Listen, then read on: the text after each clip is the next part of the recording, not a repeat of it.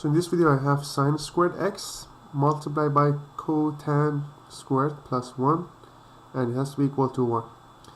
We cannot really start from the right hand side, so it's better to start from the left hand side to go all the way to the right hand side. So what I need to do, I need to convert everything to sine and cosine.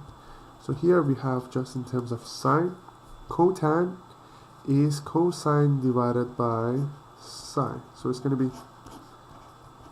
like that. So cosine squared, it's cosine divided by sine squared plus 1.